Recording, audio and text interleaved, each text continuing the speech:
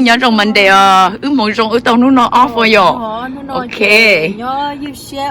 Yeah. Okay. All right. Let's go.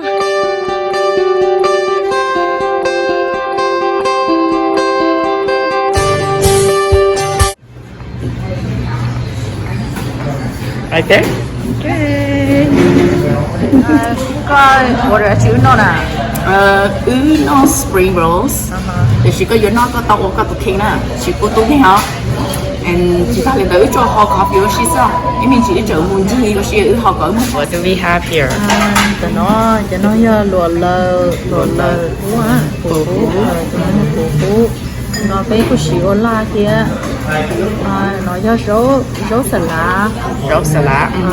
Rau salad. Nó nhiều. Nó bé cũng xíu chữ la hả? Để nó giờ rau xíu từ rau xíu nó bé xíu.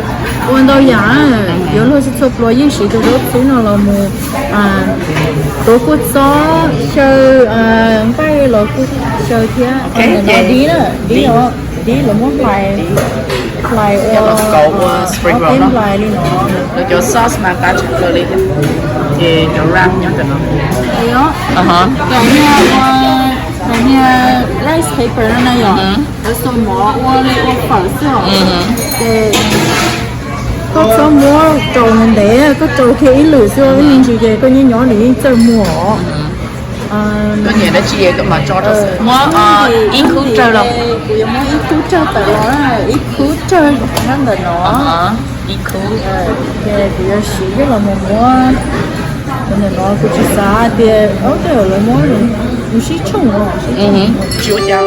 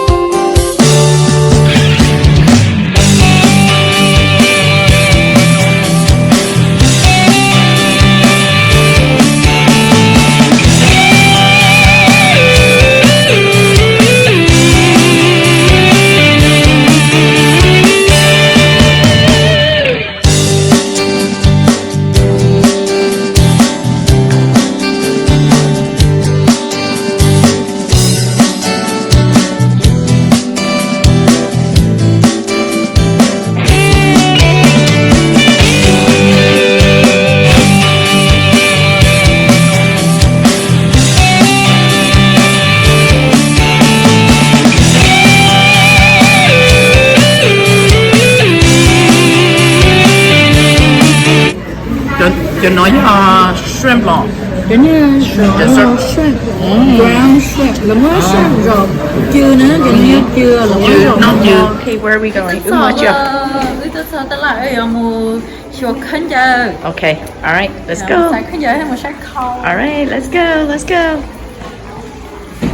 Okay, tôi bảo khứ đó, chứ nó giờ khứ vô khán giả vậy. Okay, all right, let's go. Có sẽ con ăn gì luôn lo lên. Thái khâu. Sao nó mà ăn gì hết tia hầu ấy yêu trôi. Đó tỏ rất rung.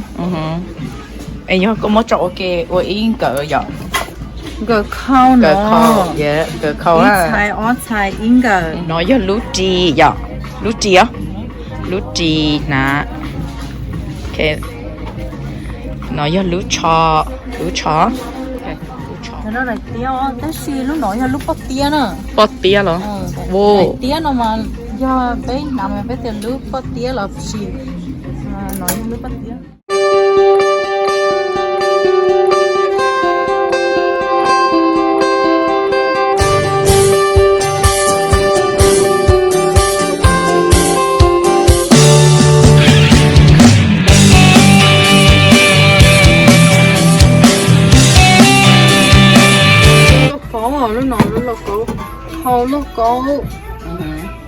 Lúc có người ta có cái gì không ai Ủa rau chua.